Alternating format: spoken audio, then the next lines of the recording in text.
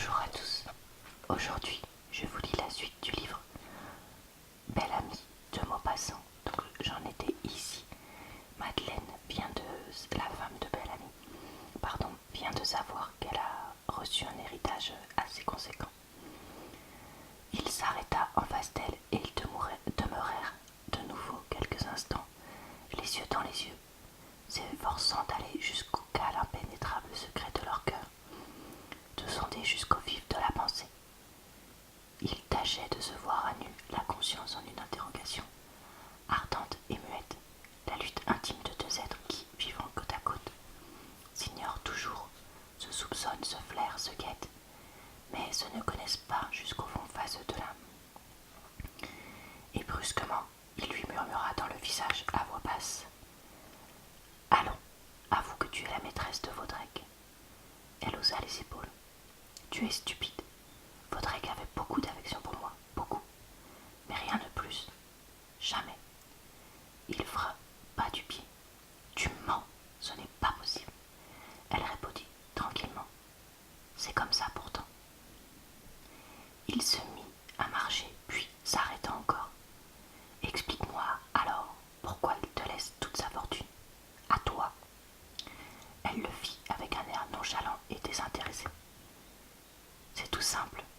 Comme tu le disais tantôt, il n'avait que nous d'amis, ou plutôt que moi, car il m'a connu enfant. Ma mère était dame de compagnie chez des parents à lui.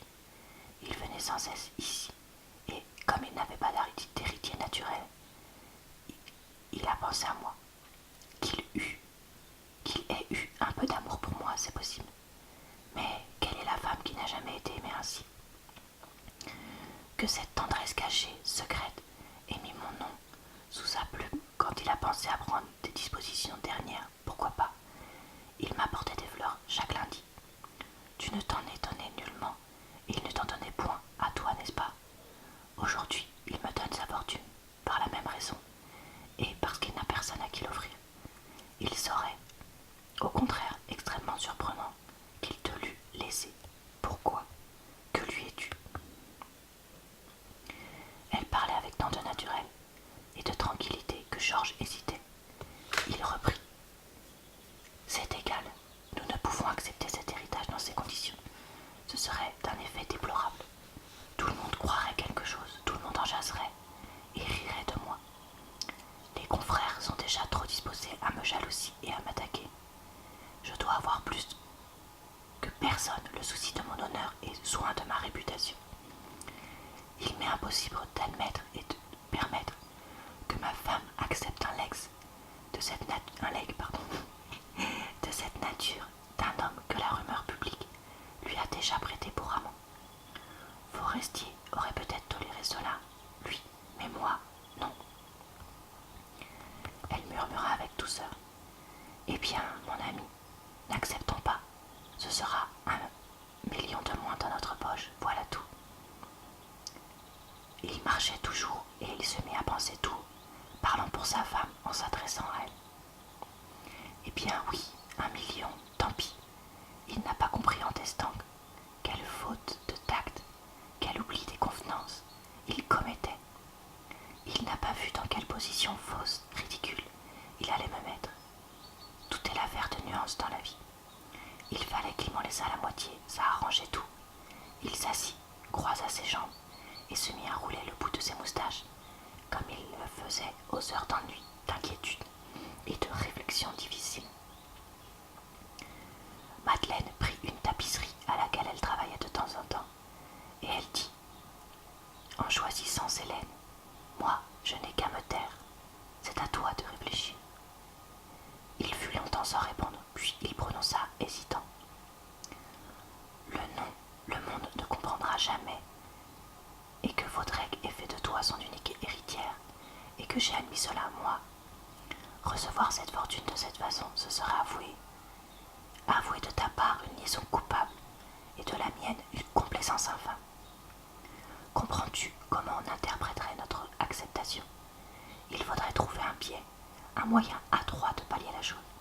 Il faudrait laisser entendre, par exemple, qu'il a partagé entre nous cette fortune, en donnant la moitié au mari, la moitié à la femme. » Elle demanda: Je ne vois pas comment cela pourrait se faire puisque le testament est formel. Il répondit: Oh, c'est bien simple.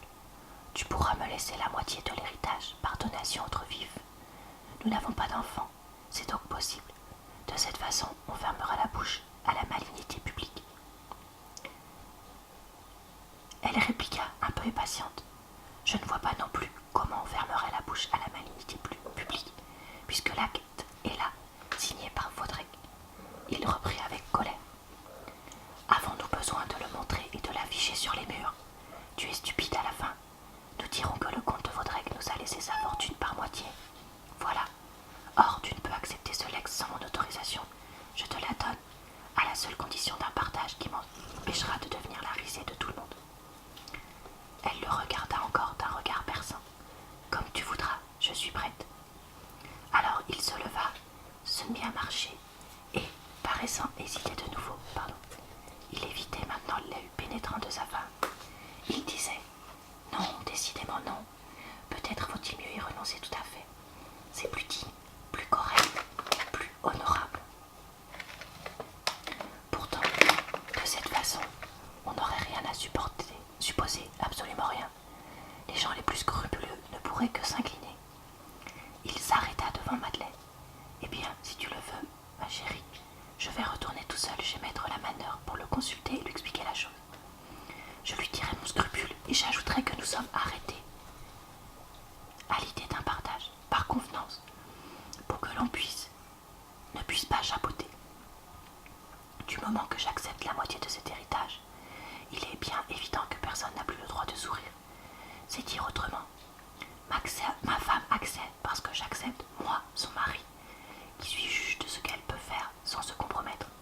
Autrement, ça aurait fait scandale.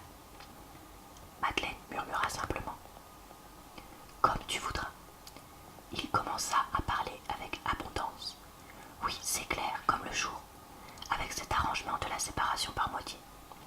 Nous héritons d'un ami qui n'a pas voulu établir de différence entre nous, qui n'a pas voulu faire de distinction, qui n'a pas voulu avoir l'air de dire: Je préfère l'un ou l'autre après ma mort, comme je l'ai préféré dans ma vie. Il aimait mieux la femme, bien entendu, mais en laissant sa fortune à l'un comme à l'autre, il a voulu exprimer nettement que sa préférence était toute platonique.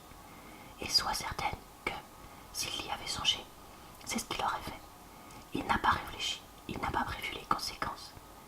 Comme tu le disais fort bien tout à l'heure, c'est à toi qu'il offrait des fleurs chaque semaine, et c'est à toi qu'il a voulu laisser son dernier souvenir, sans se rendre compte.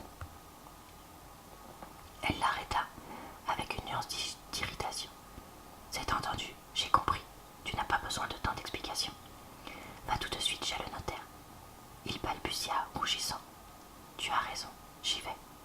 Il prit son chapeau, puis, au moment de sortir: Je vais tâcher d'arranger la difficulté du neveu. Pour 50 000 francs, n'est-ce pas? Elle répondit, avec hauteur: Non.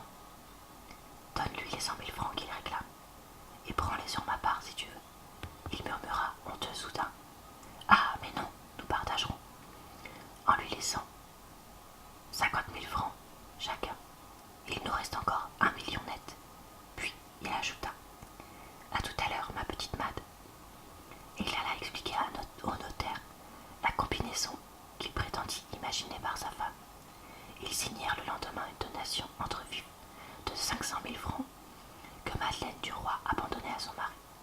Puis, en sortant de l'étude, comme il faisait beau, Georges proposa de descendre à pied jusqu'au boulevard. Il se montrait gentil, plein de soins, d'égards, de tendresse.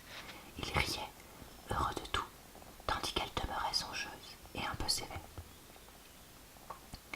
C'était un jour d'automne assez froid. La foule semblait pressée et marchait à pas rapide. Du Roi conduisit sa femme devant la boutique où il avait regardé si souvent le chronomètre désiré. « Veux-tu que je t'offre un bijou ?» dit-il. Elle murmura avec indifférence. « Comme il te plaira. » Il demanda: « Que préfères-tu, un collier, un bracelet ou des boucles d'oreilles ?» La vue des bibelots d'or et des pierres fines emportait sa froideur voulue, et elle parcourait d'un œil allumé et curieux les vitrines pleines de joyaux. Et soudain, émue par un désir: « Voilà un bien joli bracelet. » C'était une chaîne d'une forme bizarre dont chaque anneau portait une pierre différente.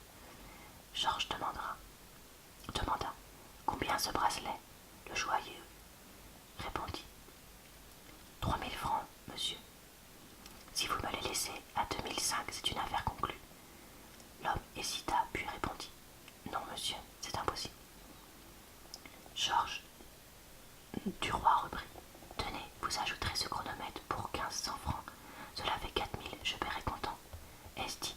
Si vous ne voulez pas, je vais ailleurs. Le bijoutier, perplexe, finit par accepter. Eh bien, soit, monsieur.